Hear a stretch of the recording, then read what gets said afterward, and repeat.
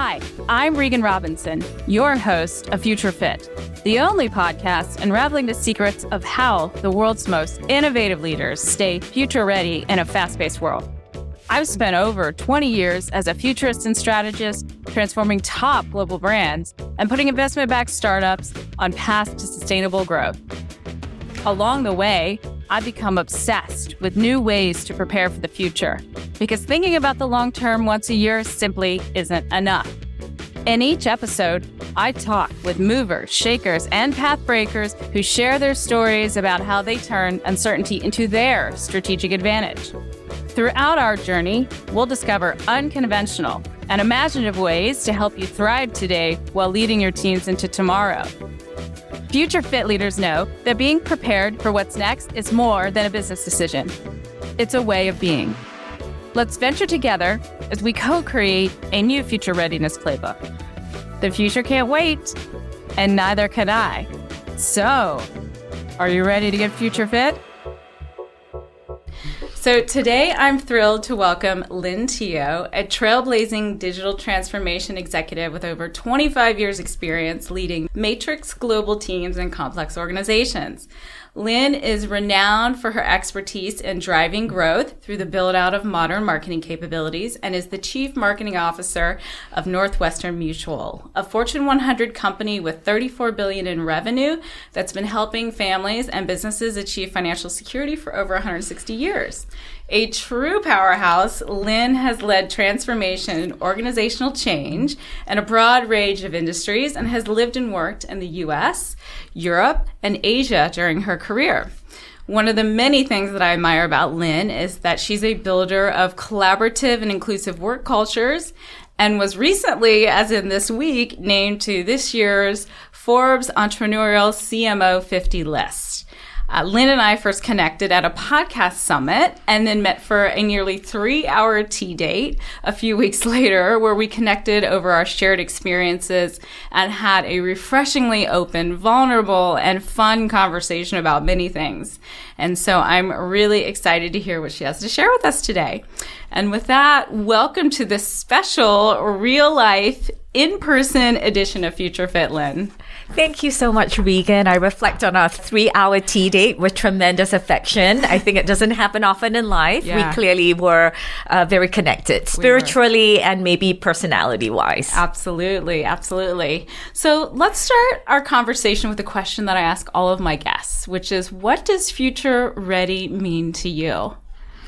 Well, I think future ready means building for whatever may come. It could be a technological wave. It could be a sociological change that's happening.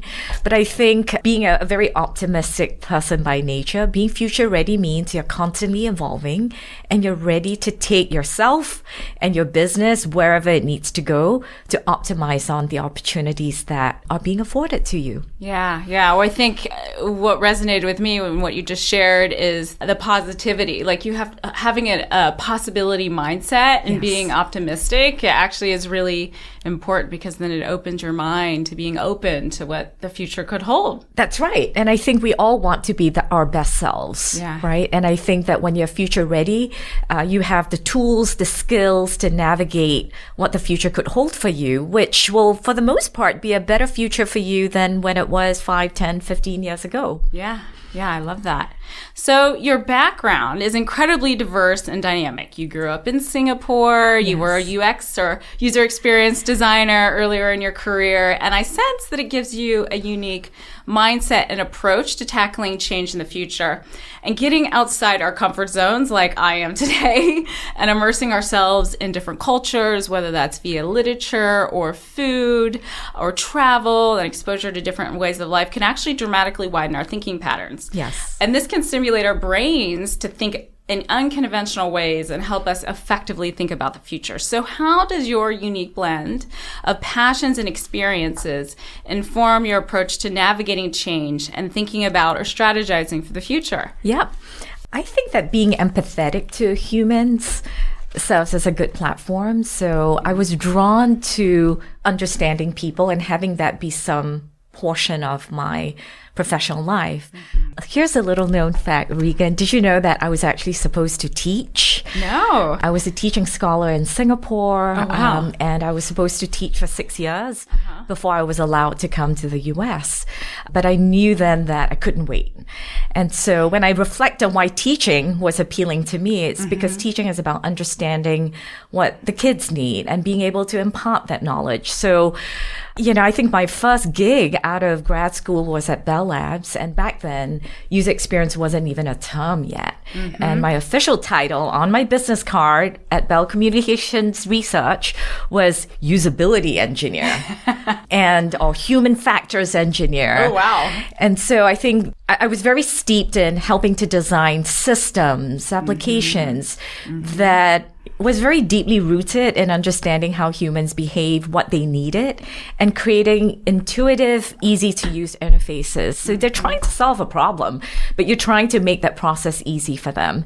And so I think I've carried that kernel all the way through my career. As I think about what I do in marketing today, I consider myself an unmarketer.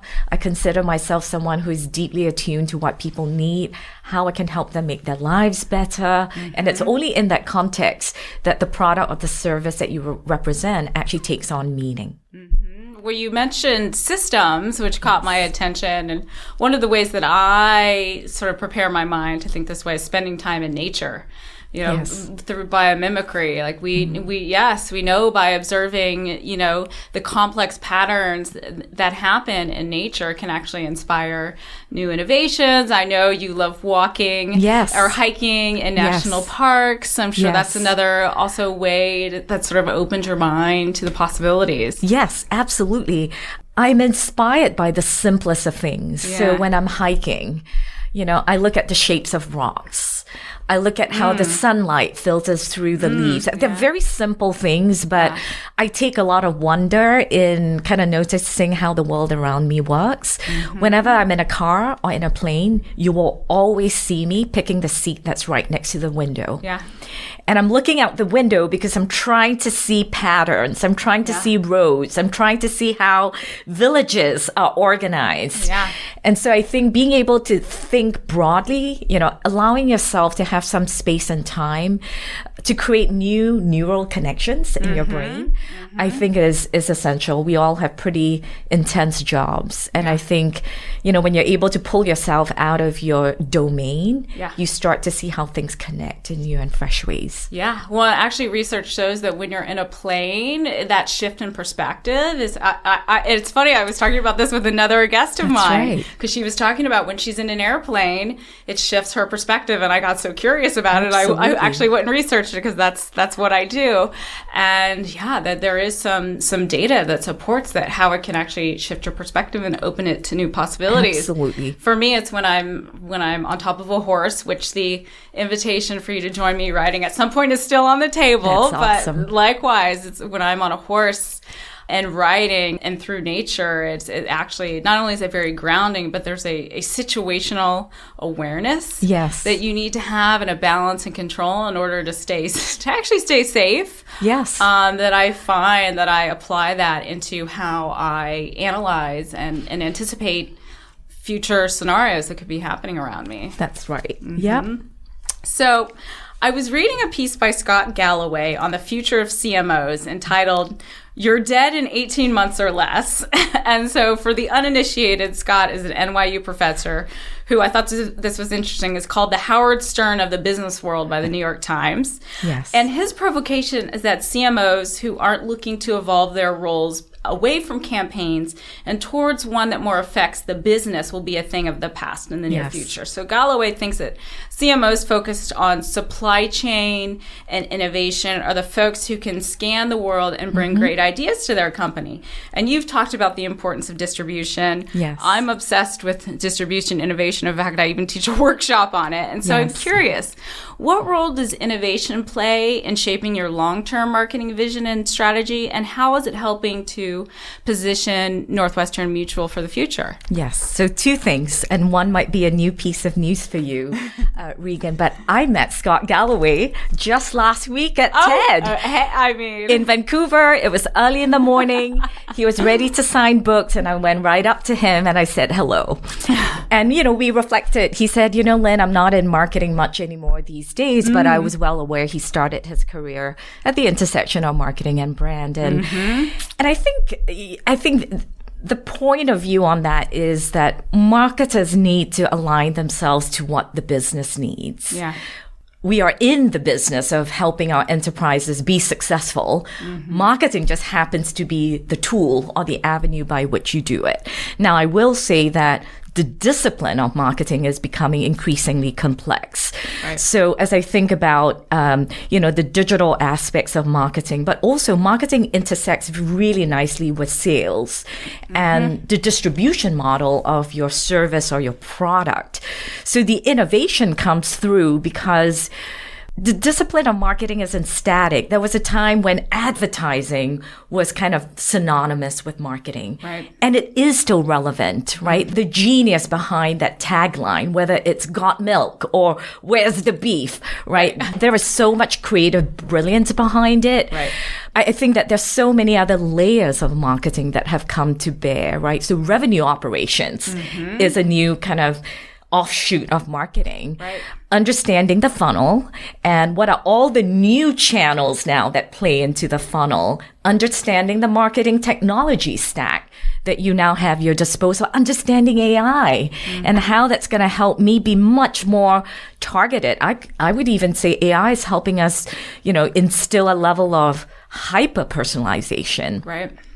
And the marketing overlain with the human side of how does one interact with a consumer in a manner that feels human, but is actually digital at scale, right? Because that's what data allows you to do. Right. So for me, the innovation part and the role of the CMO are inextricably linked. Yeah. I think marketing is a fantastic discipline. And I think being able to layer on new ways of thinking, intersections with sales, marketing technology, AI, digital, but never forgetting the brief, which is that your role in the enterprise is to drive growth for the enterprise. Yeah. And marketing is able to bring the left brain and the right brain because you have to express your strategies and have those be manifested creatively in a manner that a consumer would look at something and be compelled to take action. So I just think the discipline of marketing is a fascinating one to be in. What's coming up for me, as I said, I'm obsessed with distribution, and what people forget is innovation. It can obviously be something entirely new. That would be invention, right? But it doesn't have to be. The role that marketing can play is introducing something in an entirely new context. Like that's what Red Bull was really successful in their marketing. Or one of my personal favorites, which a lot of people are like, what are you talking about? Do you remember Jones Soda? Yes. Okay. Yes. And at one point they were, back in the early 2000s, and I always reference them because they were everywhere you'd never expect to find a soda. Yep. Which was brilliant. So, and because obviously they were going toe to toe with Pepsi and Coke. And so their distribution model, and customer discovery was in tattoo parlors, surf shops, e-commerce in 2015, which if you think about, oh my God, that was almost 10 years ago, sodas were not being sold online then. That's right. And so I think that's one thing that people forget is no, it's, where are you showing up and connecting with customers in a different way or an unexpected context. Exactly, Regan. And I think being a systems thinker is crucial for marketing, right? Because you're connected to partners across your entire enterprise and you're also connected across the entire life cycle of the consumer, the entire ecosystem of how a product goes from point of manufacturing to point of being in the consumer's hands. So I think being a systems thinker is one of the crucial ways in which you can be at the forefront of innovation. I love that.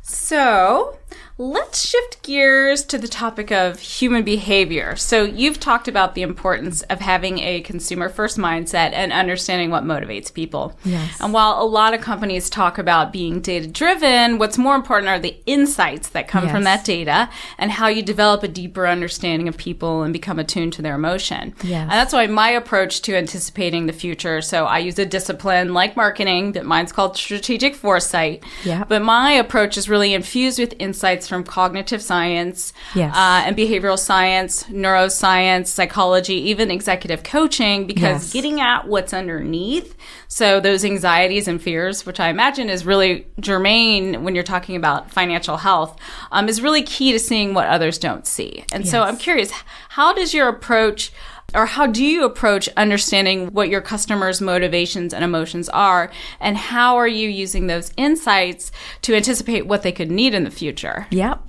I go back to my early days as a human factors engineer at Bell Labs, or Bell Communications Research as it was known back then. I was actually at kind of observation rooms, or in the real context in which engineers were using our products.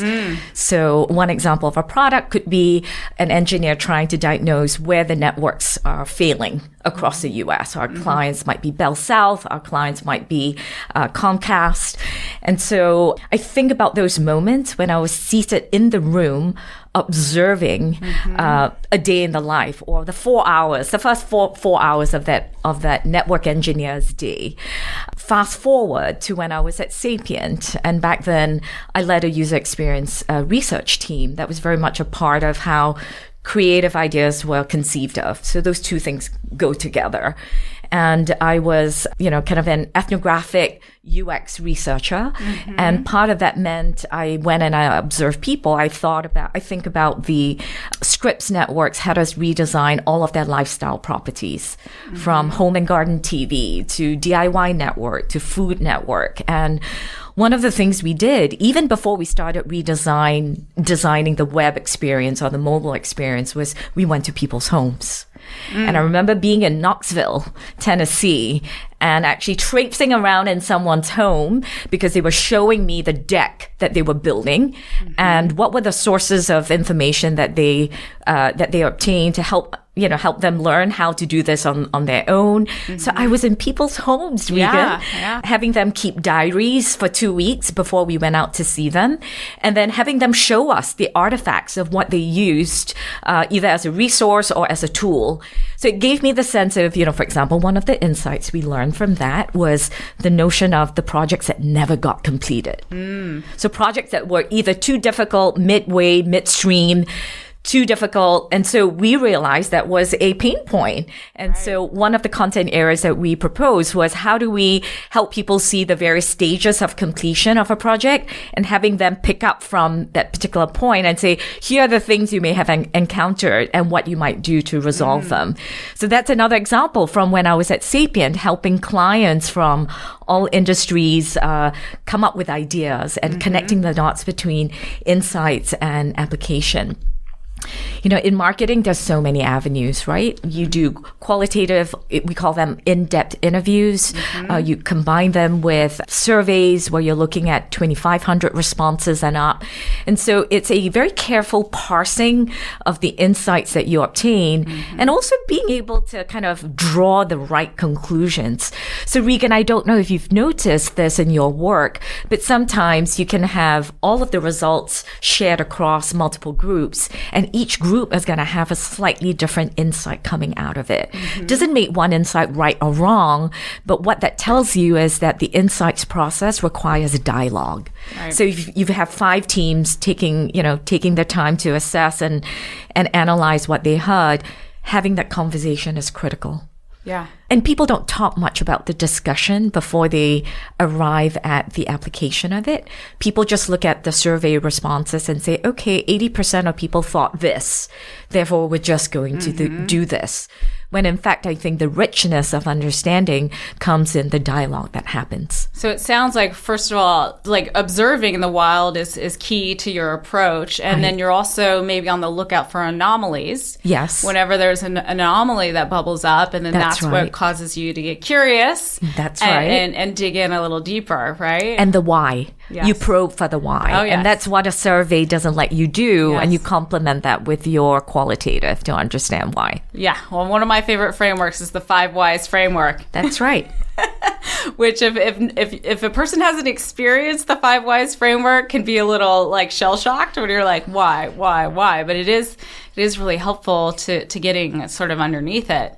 And really surfacing what, those motivations or those potential unmet needs, or to your point, pain points. That's right. I also think it's important too, in my work, one of the things that I'm always mindful is being mindful of confirmation bias. Yes. Too, and also being aware of, okay, let's make sure that some of the preconceived notions that we have coming into a research project or even just an informal conversation, it's not just the purpose of it isn't just to validate what we already think and what we hear. And so that's why I think anomalies, I call them the things that make you go, Yep. CNC, the 1990s CNC Music Factory song, I'm dating myself, but because I get that sort of feeling in my body of like, I need to go check this out. Yes, and I think being open to responding to the data, so they might run counter to your own belief systems, but I think that's what's fascinating about what we do is, if you put your curiosity hat on, you could be unlocking tremendous insights. So I always encourage and I tell people that curiosity is one of the best traits. Oh, yes. Curiosity is king, I guess. I don't know if anyone's ever said that before, but I definitely believe it. I'm probably the most curious person anybody has ever met. So we're going to talk about one of my favorite musicians ever, David Bowie. So David Bowie once said, and I love this, "The future belongs to those who hear it coming." And I love this quote because it taps into the essential nature of future readiness. Yes. And it highlights the importance of being really attuned to emerging signals, anomalies, subtle shifts that can signal what's next, right? Yes. And decades of trial and error of bringing foresight and future readiness into companies has shown that one of the critical ingredients is of this sort of recipe is democratizing it across teams. Yes. So strategic foresight, what I do really turns uncertainty into a strategic advantage. And research actually shows that companies with a dedicated foresight methodology, yes, they've pulled it across their teams, they have resources, are actually 33% more profitable and achieve a 200% higher growth rate than the average company that doesn't. But creating future-ready cultures is not easy. This work is not for the faint of heart. And so I'm curious, how are you building and nurturing a future-ready team and culture at Northwestern Mutual? And what hurdles or revelations have you encountered along the way? Yes. I think the first one is to being able to imagine a future. So we think about, if I go back to AI, right? And there's been so much that's been discussed in industry about, will AI eliminate the need of a human financial advisor? And I think it's very provocative, right? But I think it gives us an opportunity to think about how we can actually scale our reach. So don't be afraid of being written out of an equation, because once you think that, you operate from a place of fear. Yeah. And I think you have to think about how you can be additive and use that technology to be additive. So yes, we might be able to give consumers more of a leg up before they meet with a financial advisor, right? Because you might be able to simulate some element of human interaction ahead of time. And I think we should embrace that. But there is always the additional element of understanding and emotional understanding, but also real-time feedback. And I use financial services as a prime example. I think we all come to the table with different degrees of understanding, expertise, emotional readiness, Big one. Exactly. And so it's beyond your demographic and your chronological age. Yes, that maps against roughly when you have children and how maybe there might be certain chapters in your life when certain products and services are more critical. But as I think about the ability for us to be able to scale and almost turbocharge our ability to connect with our audiences, almost in a one-to-many kind of a scenario, or not just many, but millions. Right. And to be able to 4.6 million. Correct. And to be able to be able to customize the tone of voice, the topics, when you touch on certain topics. How do you pace your follow-up? Some people find it annoying if you follow up too soon. Yeah. But some people, prefer that, maybe you give them a white paper that they can read on their own. So I think this whole notion of preparing an enterprise to be future ready is all about removing the fear and the anxieties of not knowing, to normalize curiosity, to normalize. It's okay if you don't know something, but to unleash the creativity of combining things differently. So in marketing, I think about how I can turbocharge what my partners are doing on the NM Foundation, the Northwestern Mutual Foundation, because, we believe in the causes of childhood cancer, and how do I involve the communities more in rallying behind that cause, but how do I bring more financial advisors in on that, right? So as I think about how do I innovate in that space, I have to be unafraid to think about the adjacencies between two disciplines. I can also think about how I can push PR and comms to be more complementary to marketing, or how our digital product roadmaps echo what the consumers need. And maybe we'll come to a point where marketing isn't needed. And Regan, I'm saying this and I'm a CMO, but maybe there is a time in the future when marketing as we know it isn't needed. Interesting. Maybe we're intuiting what people need before they think they need it. Yeah. And we are building walls of relevance around them. Yeah. Again, I have to be unafraid to think about that future. Yeah. Well, what's coming up for me is, first of all, the power of what if questions. Yes. Like not being afraid to ask what if there is no need for marketing anymore? Because that's right. Even though that might be a scary question for some people in marketing, that can also open the door to imagining, to your point earlier, new and different possibilities that you're not currently thinking because you're so focused on what is in front of you. Exactly. And what really resonated with me about what you said around fear, and this is why, as I look at how I do my work, what's so pivotal is well-being. Yes. Taking care of my well-being is actually the foundation for my work, which is actually pretty different than most of my futurist counterparts, because again, data shows that in order to be open to the possibilities, be optimistic, like we were talking about earlier, you actually have to be taking care of yourself. Yes. Well-being in all of its form, and that way you're coming from a place of abundance. Yes. And not a place of scarcity. That's exactly right. People don't make that connections as often as they should. And I'm glad, Regan, that you're bringing that up. You can't operate from that point of confidence and security if you aren't taking time to look after yourself. Right. Good point. Well, the other thing I love to tell people that are always like, what is when you're trying to harness your imagination, we know from cognitive science and neuroscience that you actually have to be in a rest and digest state. Yes. Your nervous system, in order to be able to cognitively connect ideas in new and different ways. Yes. That's why you have great ideas in the shower or the bath or, wherever it is for you, is you actually have to switch your body into a different gear, which is not fight or flight. Yes.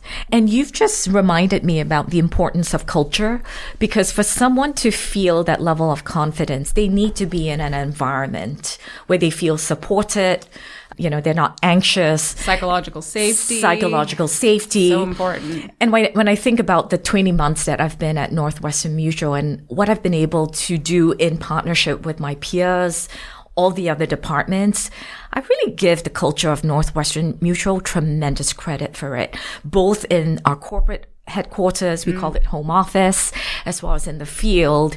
Just how, I think encouraging and just believing in the good and believing in that abundance mindset makes its way throughout the entire organization. When I attend field events, I see financial advisors so ready to share what made them successful so the other financial advisors can be equally successful. Yeah. You don't see that a lot in all places. Right. And so what I will say is maybe this is a call, most places, yes. Maybe this is a call to the enterprise and the workplace of tomorrow to really be investing in building your culture and encouraging the right behaviors, because that becomes foundational to the innovation and the fear of, the lack of fear that we need to propel ourselves forward. It's all completely connected. Like the idea of human sustainability, which extends beyond sustainability in its traditional terms. I mean, there's a lot of research that is now coming to the fore that is kind of connecting all these dots that I'm talking about. So that's why I always say, in fact, it's a litmus test when I'm considering working with clients. I'm like, are they taking care of themselves? Is their well-being good? What is the well-being of their team? What's the health of the company? Because if they're always overwhelmed and you can feel it, or if it's kind of clear they're coming from a scarcity mindset, they're not going to be open to the kind of work that I would do with them and where I'm going to push them in the landscapes that I'm going to create, because they're coming from the scarcity mindset, and you're very narrow viewed. That's right. So the marketing landscape evolves quickly, as you were kind of alluding to before, driven by changes in tech, media consumption, consumer behavior, global trends. And this constant flux makes it difficult to anticipate the future and create steadfast long-term strategies. And while many look for quick fixes and easy solutions, actually probably most, the reality is that leadership means having the courage to do the harder thing. And so what gaps or difficulties are you facing when crafting long-term strategies that are essential for building Northwestern Mutual's future trajectory? And what wisdom or advice would you offer for leaders who are struggling with similar challenges? Yes. Well, I think it's your classic Clay Christensen's point of view about him. You're pulled in two directions. Do you innovate, right? Or do you slow it down, right? Because there's pros and cons on each side. What I have learned is you have to know where the boundaries of your team or your organization might be, right? And if you're brought in to propel an organization forward or to make change happen, you have to lean in into like just reading the tea leaves and understanding how much is too much for people to handle and what's the speed at which they can operate. And sometimes you have to slow down to speed up. And that's something I've learned. I've taken on roles that are always highly transformational in different industries. And I've learned and grown as a leader to understand, how fast should I go at certain times? And who else do I need to invite into the conversation? And I've learned over time that the more people that you can bring in and listen for cues about their own anxieties, listen for cues for what they're unsure about, I think that helps you pick the right spot on that innovation spectrum. So I think that would be, an area that I would encourage reflection. Yeah. When you said at the beginning of our chat, empathy, coming at things from a position of empathy and really understanding where people are and meeting them where they're at. And then it's this also just really being hyper aware, having this hyper awareness. It's just like walking in nature, riding horses, taking care of yourself, listening. Right. I think all of these things they sound so simple. I'm shocked on a weekly basis around the amount of leaders who are sort of running around, it's stuck in the chaos. And that's why they can't see the forest through the trees. Right. That's contributing to short-termism. I always say short-termism is a disease. Yes. that we can overcome. And so I just think, all of these qualities that you're talking about are just so important for the leadership of today and tomorrow. Yes. And I think you have to show up being someone who's relatable and someone that people feel they can talk to you if they need to bring something to you. So that human side of leadership maybe isn't talked about as much. Yeah, that's true. And I've always tried to remain true to a North Star for me personally, which is how can I be kind to people? Now, being kind means you still sometimes have to make hard decisions as a leader, right? But how do you do that in a way that is compassionate, but is still not forsaking what you are asked to do in a business context? And I think, again, finding that balance is a tricky one. Right. But if you're able to project yourself as being a relatable, real human leader with failures and mistakes along the way and allow people to kind of share in that experience, then you become much more relatable. I try to do that as much as I can. Yes. Well, I'm reflecting upon our tea and how open and vulnerable you were in that conversation, and again today, I can, it's definitely how you show up in the world, and I think it's really, really remarkable. Oh, thank you. So, before I bring us to a close, is there anything else you'd like to share? Well, what I would say is, for me, I get a tremendous amount of energy from being in New York. Yeah. And I encourage your listeners to think about the environments in which they choose to be in. Having been an international student and having had New York on my personal roadmap from the time I grew up in Singapore has led me to today. Yeah. It was just this ability to envision what my life was going to be like in the US. But more specifically, I said I want it to be in New York City because that's where it's all happening. Right. I think surrounding myself with the right environment is helpful. The other one I would share is surrounding yourself with the people.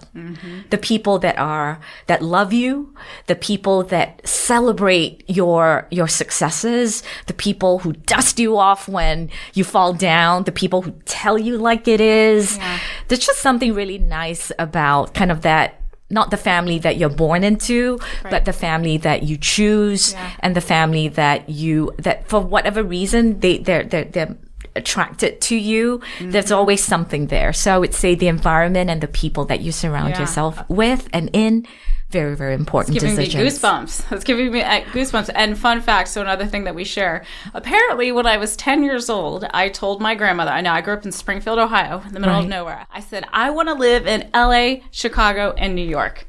And I did all three. And you did all three. Look at that. I know. So, I don't have the international background like you. Sounds like we were both very determined and had a vision of the different cultures and the different environments that we wanted to live in. And that then enabled us to meet all kinds of different people and create these chosen families that you're talking about. That's exactly right. I love that term, chosen family. Well, you are in my chosen family, Regan. Thank you, Lynn. Likewise. So a final question before you share where listeners can find out more about you. So in your view, is preparing for the future more about managing risks or capitalizing on opportunities? Capitalizing on opportunities. I'm an optimist. I think that you have to manage risk, but it cannot be a limitation. You need to think broadly and big and manage the risk along the way. And with that, where can people go to find out more about you and your work? Well, they can find me on LinkedIn. That's where I'm most active. And reach out to me and meet me in person. I love the in-person connection. Yeah, nothing better. And I'm so excited we got to do today in person, my first ever in-person podcast interview. So, well, brilliant. Thank you so much, Lynn, for your time and your powerful insights. I had so much fun exploring with you, and I've learned so much, and I'm excited to be a part of your chosen family. Thank you. And you a part of mine. Thank you so much, Regan. This was a ton of fun. All right. Thank you. Thanks for joining us on this episode of Future Fit. If you're listening, you're probably future curious. So follow me in my newsletter on LinkedIn to keep the conversation going and share your discoveries with the Future Fit community. And if you enjoyed this episode, remember to subscribe, rate, and review Future Fit on your favorite podcast platform. Until next time.